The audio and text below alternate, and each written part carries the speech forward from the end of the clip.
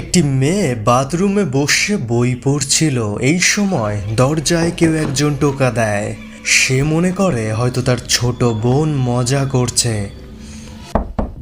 বারবার দরজায় টোকা পড়ছিল। মেয়েটি তাই রেগে গিয়ে এক মগ ঠান্ডা জল তার বোনের গায়ে ছুঁড়ে মারে। কিন্তু জল মারতেই সে দেখতে পায় তার সামনে একটি অদৃশ্য আত্মা দাঁড়িয়ে আছে। ভয় পেয়ে সে সঙ্গে সঙ্গে দরজা লাগিয়ে দেয়, কিন্তু আবারও দরজায় টোকা পড়ে। মেয়েটি ভয়ের চোটে বাথরুমের কোমরে বসে পড়ে, কিন্তু সে বসেছিল আত্মাটির ঠিক উপরে। তো বন্ধুরা, এরপর কি হবে জানতে হলে দেখতে হবে আমাদের আজকের হরর প্রেজেন্টেশন আওয়াল 2017 মুভির এক্সপ্লেনেশন। মুভির শুরুতেই আমরা ক্রিস আর তার বউ লক্ষ্মীকে দেখতে পাই। ক্রিস ছিল একজন নিউরোসার্জন, যে ব্রেনের অপারেশন থেকে শুরু করে নার্ভ আর স্পাইনাল কর্ডের সব রকম চিকিৎসাই করত। এই সেম হসপিটালে তার বন্ধু প্রসাদও কাজ করত, যিনি হলেন একজন সাইকিয়াট্রিস্ট বা মনোবিজ্ঞান বিশেষজ্ঞ। এরপর আমরা দেখতে পাই তাদের বাড়ির পাশে নতুন প্রতিবেশী এসেছে, যাদের সঙ্গে ওদের খুব ভালো বন্ডিং হতে শুরু করে। আর এই পরিবারটা এখানে এসেছিল, তাই এই উপলক্ষে ওরা একটা পার্টি অ্যারেঞ্জ করেছিল। এখানে এবার এই পরিবারের বড় মেয়ে ক্রিসের সঙ্গে ফ্লার্ট করতে শুরু করে। ক্রিসের চেয়ে মেয়েটা বয়সে অনেকটা ছোট হওয়ায় ক্রিস ব্যাপারটা খুব লাইটলি নেয়। আর তাকে ক্রিস বলে, এমন আড্ডা মারলে তুই কিন্তু মার খাবি। কিন্তু জেনি নামের মেয়েটির হাবভাব লক্ষ্মীর খুব একটা ভালো লাগে না। এর কিছুক্ষণ বাদে বাড়ির পিছনের একটি কুয়োর কাছে জেনি দাঁড়িয়েছিল, আর হঠাৎই সে কুয়োতে লাফ দেয়। ক্রিস সবাইকে বিষয়টা জানায়, আর সে টাইম ওয়েস্ট না করে জেনিকে বাঁচাতে কুয়োতে ঝাঁপিয়ে পড়ে। তারপর জেনিকে সে মুখে সিপিআর দিয়ে যাই হোক করে বাঁচায়। কিন্তু লক্ষ্মী এতে একদমই খুশি হয় না। তার মনে হচ্ছিল জেনি ক্রিসকে পাওয়ার জন্য এইসব নাটক করছে। আর এরপর জেনি সত্যি সত্যি ডুবে যায়, কিন্তু আজকে ক্রিসও তার সাথেই ডুবে মারা যেতে পারত।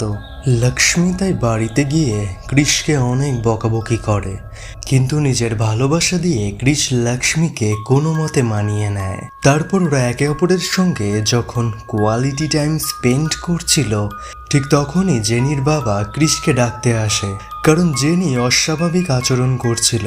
জেনিকে চেক আপ করতে ক্রিস সেখানে যায়, আর জেনি আবারও সুস্থ হয়ে যায়।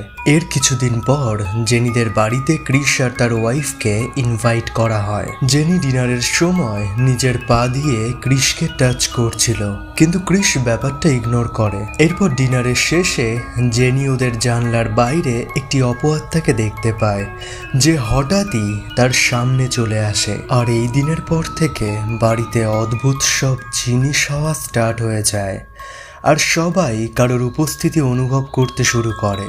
এরপর একদিন জেনি নিজের প্রাণ দেওয়ার জন্য একটি খাদের ধারে যায়, কিন্তু জেনির পিছনে তার বোন ছিল।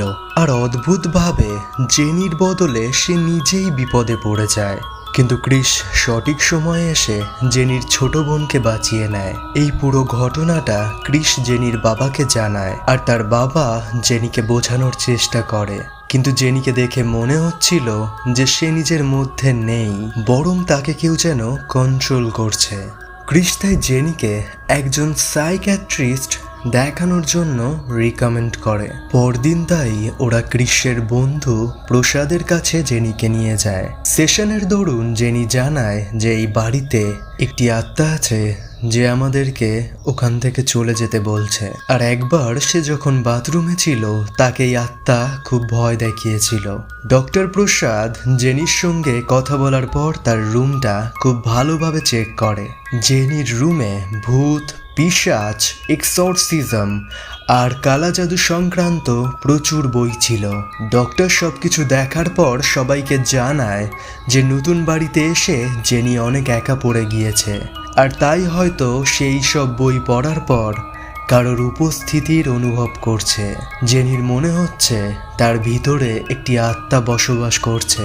তাই জেনিকে ঠিক করতে হলে একটা মিথ্যে মিথ্যে এক্সরসিজম, অর্থাৎ অপআত্মাকে তাড়ানোর রিচুয়াল বা প্রক্রিয়া করতে হবে।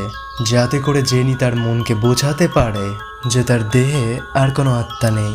এরপর একজন প্রিস্টকে ডাকা হয়, আর এক্সোরসিজমের দরুন জেনি সবাইকে ছুঁড়ে ছুঁড়ে ফেলে দিচ্ছিল, আর সে নিজে হাওয়ায় ফ্লোট করছিল। সবাই রিয়ালাইজ করে যে জেনিকে সত্যি সত্যি কোনো এক আত্মা ভর করেছে, আর এখানে ওরা রিচুয়াল সম্পূর্ণ করতে পারে না। এই অপআত্মা কুরুশ চিহ্নকে উল্টো করে দেয়, আর প্রিস্টকে সে বাজেভাবে ইনজার্ড করে দেয়। প্রিস্টের অবস্থা এতটাই খারাপ হয়ে যায় যে তাকে হসপিটালে অ্যাডমিট করা হয়। কিন্তু এই ঘটনার পর জেনি অনেকটাই স্বাভাবিক আচরণ করছিল, তাই সবার মনে হয় যে জেনি ঠিক হয়ে গিয়েছে। কিন্তু বাড়ির মেড জানতো যে জেনি শুধু নাটক করছে। এরপর মেড আত্মা তাড়ানোর জন্য একটি রিচুয়াল শুরু করে, কিন্তু মাঝপথে তাকে জেনির বাবা দেখে ফেলে। জেনির বাবা তাকে অনেক বকাবকি করে, আর সে রিচুয়াল থামাতে বাধ্য হয়। এরপর রাত্রেবেলা মেডকে সেই আত্মা খুব নৃশংসভাবে হত্যা করে, আর তার মৃত্যু ঠিক তেমন ভাবেই হয়েছিল যেমন ভাবে সে আত্মাটিকে মারতে চেয়েছিল, অর্থাৎ তাকে জেনি মেরেছে।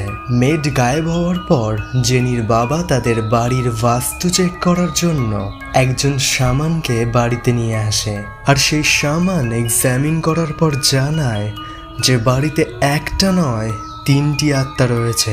অন্যদিকে লক্ষ্মী প্রেগনেন্ট ছিল, আর হঠাৎই সে কাজ করতে করতে সিঁড়ি থেকে নিচে পড়ে যায়। সৌভাগ্যবশত তার বাচ্চার কোনো ক্ষতি হয় না। লক্ষ্মী কৃষকে জানায় সিঁড়ি থেকে সে স্লিপ খেয়ে পড়ে যায়নি, তাকে একটি আত্মা ভয় দেখিয়ে ফেলে দিয়েছিল। এই পুরো ঘটনার জন্য কৃষ নিজেও মেন্টালি খুব এফেক্টেড হয়, যার ফলে সে নিজের কাজ করতে পারছিল না। তাই সে অপারেশনের দরুন একদিন অন্যমনস্ক হয়ে যায়, আর এর ফলে একটি পেশেন্টের ব্রেন হ্যামারেজ হয়ে পেশেন্টটি পুরোপুরিভাবে কোমায় চলে যায়। কৃষকে তাই কিছুদিনের জন্য সাসপেন্ড করা হলে সে তার বন্ধু প্রসাদকে নিয়ে একজন বুড়ি মহিলার সঙ্গে দেখা করতে যায়। এই মহিলা সেই সময় একটি ঘটনা দেখেছিল, যার জন্যই আজকে এইসব হচ্ছে। অন্যদিকে জেনির বাবাকে সেই শামান জানায় যে 1950s দিকে এই বাড়িতে একটা চাইনিজ পরিবার থাকতো। এদের ভিতর ছিল বাচ্চা মেয়ে, তার প্রেগনেন্ট মা আর তার হাজব্যান্ড। তো তখন বৃদ্ধ মহিলাটার বয়স 7 বছর ছিল, আর সে ওই বাড়িতে গাছ থেকে ফুল আনতে যেত। কিন্তু একদিন ওই চাইনিজ লোকটি তাকে ধরে নিয়ে বাড়ির ভিতরে যায়, আর সে তার বলি দিতে চাইছিল। কিন্তু এই বৃদ্ধ মহিলাকে লোকটির প্রেগনেন্ট ওয়াইফ যাই হোক করে বাঁচায়। আসলে এই লোকটা শয়তানের পুজো করত, আর যেহেতু তার একটি ছেলের দরকার ছিল, তাই সে সূর্যগ্রহণের সময় একটি বাচ্চার বলি দিয়ে নিজের ইচ্ছা পূরণ করতে চাইছিল। আর যেহেতু সে ওই বাচ্চাটির বলি দিতে পারেনি, তাই সে সূর্যগ্রহণের সময় নিজের একমাত্র মেয়ের বলি দিয়ে দেয়। হাজবেন্ডের এই শয়তানি রূপ দেখার পর তার প্রেগনেন্ট ওয়াইফ নিজের সাথে সাথে তার ভিতরে থাকা সন্তানকেও মেরে ফেলে, আর লোকটাও কুয়োতে ঝাঁপ দিয়ে নিজের প্রাণ দিয়ে দেয়, কারণ তার ওয়াইফ মারা যাওয়ায় তার আর কখনোই ছেলে হতো না। এবার এই ঘটনা শোনার পর জেনির পুরো পরিবার বাড়ি ছাড়ার প্রিপারেশন নেয়। এইদিকে প্রিস্ট তার জ্ঞান ফিরে পায়, আর সে লক্ষ্মীকে জানায় যে জেনিদের বাড়িতে যে আত্মাগুলো রয়েছে সেগুলো খারাপ না, তারা শুধু তাদেরকে ভয় দেখাতে চায়। কিন্তু কৃষের ভিতর একটি খারাপ আত্মা রয়েছে। আসলে মুভির শুরুতে সে জেনিকে বাঁচানোর জন্য যখন কুয়োতে ঝাঁপ দিয়েছিল, তখন থেকেই তার ভিতরে চাইনিজ লোকটির আত্মা ঢুকে যায়, আর সেই আত্মাই লক্ষ্মীকে প্রেগনেন্ট করেছে যাতে করে সে ছেলের মুখ দেখতে পারে। এছাড়া অমাবস্যার রাতে কৃষ জেনির বোনকে বলি দেবে যাতে করে লক্ষ্মীর পেটে জন্মাবে শয়তানের সন্তান। আর এই কারণেই জেনির বাড়িতে মা আর মেয়ের আত্মা ওদেরকে ভয় দেখাচ্ছিল। তারা চাইছিল না যে এই বাচ্চা পৃথিবীর আলো দেখতে পাক। লক্ষ্মী তাই এই ব্যাপারটা ডক্টর প্রসাদ আর জেনির পুরো পরিবারকে ইনফর্ম করে যে কৃষকে যাই হোক করে আটকাতেই হবে। অন্যদিকে ডক্টর প্রসাদ নিজের কথায় কৃষকে ভুলিয়ে রাখতে চাইছিল, কারণ আজকে ছিল অমাবস্যার রাত। কিন্তু ক্রিস অধৈর্য হয়ে ডক্টর প্রসাদকে মেরে ফেলে।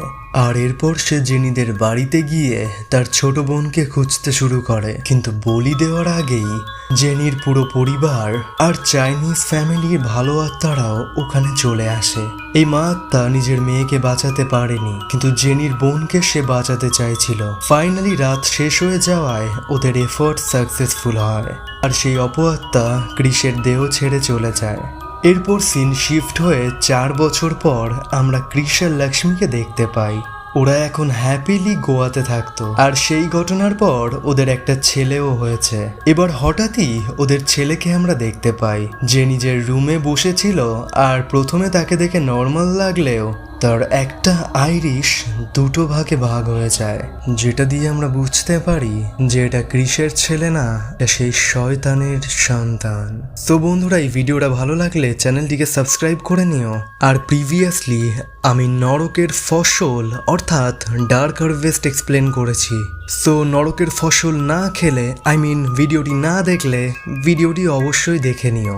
এখানে ক্লিক করলেই তোমরা ভিডিওটি পেয়ে যাবে। So দেখা হবে পরের ভিডিওতে। Till then, take care and see you in the next one.